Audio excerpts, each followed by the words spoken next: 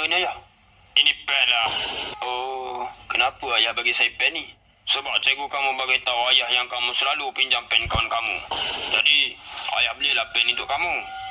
Ye, dapat pen. Kenapa pen ni bertukar jadi jam pula? Sebab pen tu mempunyai dua kegunaan, iaitu pen dan jam. Mesti mahal kan? Berapa harga pen ni ya? Alah, tak mahal pun. Harga dia 300 juta je. Uish, itu ayah kata tak mahal. Dari mana ayah dapat duit untuk beli pen ni?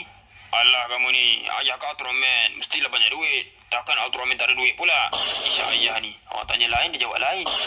Bukan itu je ayah beli. Jam dinding pun ayah baru beli. Oh, tak tanya pun. Kau ajar punya anak.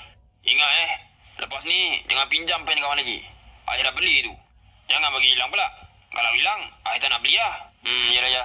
Kosong janji kosong tak akan pinjam lagi pen kawan kosong. Dan akan jaga pen ni baik-baik. Kosong pergi sekolah dulu ya. Pergilah. Hari ni kan hari Sabtu. Sekolah celah mana je?